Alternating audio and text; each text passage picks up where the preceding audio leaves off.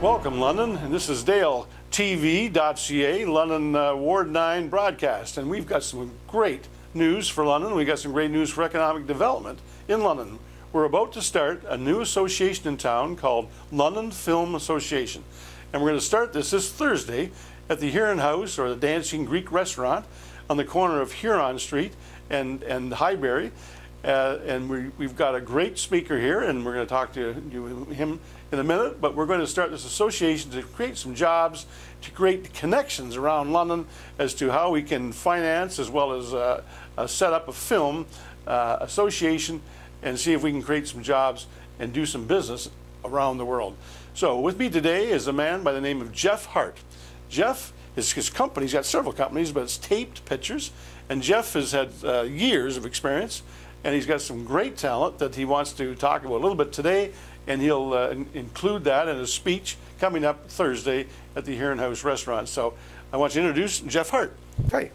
A little bit about background of myself. Yes, for sure. Okay. I was involved with a project called The Secret World of Og back in 2006. It was a Pierre Berton book that we did as an animated series on CBC. It was a $2.3 million animation series. So I don't think a lot of people know that even as far back as like 2005, 2006, there's been a lot that's been going on in London. Even on the movie front, the digital cameras have actually come to such a technical spot that even small independent filmmakers can make a film that's big enough to be blown up on the big screen.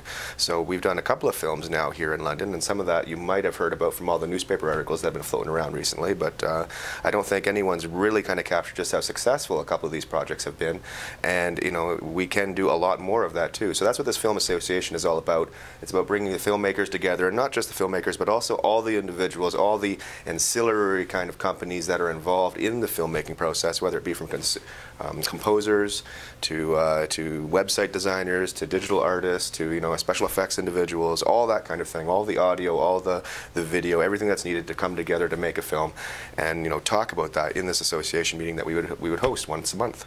That's wonderful. I think there's so much that I've learned over the years that there's a lot of talent around, and of course in some cases they were doing stuff in Toronto, but now I'm understanding that there's distributors in the States, there's Los Angeles connections, as well as financiers there, and not only are tax benefits in Canada, but we can immediately start widening the circle to create some jobs and financing and some great talent. Tell us a little bit about that. Well, there's Londoners actually dealing with sort of only distributors that are down in LA right now. So you literally have kind of the second biggest producing market for movies.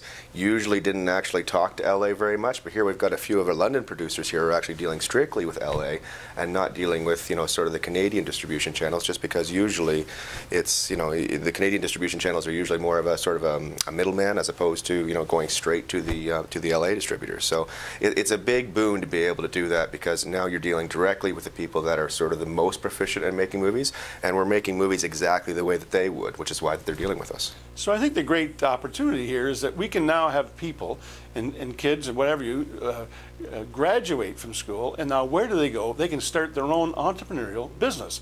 They can start with some helps, and I think we're going to maybe see through the association can maybe get connected and with whatever courses are needed, but they can start their own companies, start with some video, start with some script writing and with some talent and with some equipment, which is even down the street 2 hours away. We've got equipment in Toronto, second to none, because Toronto's the third largest in the world and we're 2 hours away. So there's an opportunity that they can start their business in London after graduation, and wow, we're talking very quickly with an independent film. We could do, they've even some independent film going on in London. We could join them, group a whole bunch of, or connect a whole bunch of people together to see if we can have some more talent, because economic development is 1 + 1 is 3, and then we can go right down Dundas Street, maybe rent some opportunities, if not offices, and start making some movies here in London. Now tell us about how, with maybe $500,000, $600,000 or $700,000 or $60,000 or something, could you go into maybe millions being spent on these sales? Yep. Go with it? The actual infrastructure that's required to get something like this off the ground is extremely small, and the potential benefit when you actually take a look at the numbers is huge. So not just huge from the producers that are actually going to be making the films and sort of, getting their seats in from the films and being able to participate in the profits of the film. Also from the community in which the film budget has to be spent. So you have an entire budget being spent in a town, and there's a lot of different communities and a lot of different businesses that would actually, benefit from that. And if you have like, 1, 2, or 3 of these things going on all at the same time, the potential benefit is huge. Now, I mean, we're not thinking about trying to make it go exactly to that level where we want a whole bunch of films filming here all the time, but they don't necessarily just film in London. They can film in the outlying area as well. So I think if you were to ramp up production, you would begin to see the economic benefits, and there's just so little infrastructure. It really is just knowledge, and that's what this association is all about. Let's give the knowledge to the individuals so they can get sort of the bare bones down so that they're jumping up leagues above what everybody else is. Because every time I go out to let's say like the Banff International Film Festival, I would hear the same thing from filmmakers. They all make the same mistakes off their first films. Let's avoid that. Let's teach them what the mistakes are, stop them from making those mistakes, have them go out and make a film that's going to get distribution, and hopefully, bring in a profit for themselves. So here's an opportunity to start a company in London, with artistic background, with all the music, with all the arts, with all the could be tap dancers, it could be singers, all involved with a film that may go worldwide. And I think that's exciting because the 50 channels up in internet, or not on the internet, but certainly satellite, we're looking for content. We're looking for content, more and more content. So I think that's the opportunity where we can kind of start that in London and see if we can get some content. And by the way, then all of a sudden the financiers showed up and said, by the way, can we make some money here? And I think it's very, very possible. So, and just to interrupt, like Tapped Pictures is not about tap dancers, just so you know. This was a film that's like tapped with MMA, so it's literally like got Anderson Silva in it, which is the biggest individual probably, a lot of people would say, in the UFC today. Lyoto Machida in it, Krzysztof Szynski in it, Michael Biehn, who's been in like 30 big US feature films, and Martin Kove, who was in the original Karate Kid. So we're bringing up, some of the A-list talent from the States, and we're actually working with them here in London. The CBC series 2006 was a big deal, but Tapped, I think, is a much even bigger deal because now we're starting to do things exactly the way Hollywood does. I mentioned tap because we've got a microphone company in London, Q5, that has tap dances in the tap shoes in Radio City Music Hall. So who knows? Maybe they'll get involved too. So anyways, but I think this is a great opportunity, and I'm going to get the word out. There'll be some press releases going out tomorrow.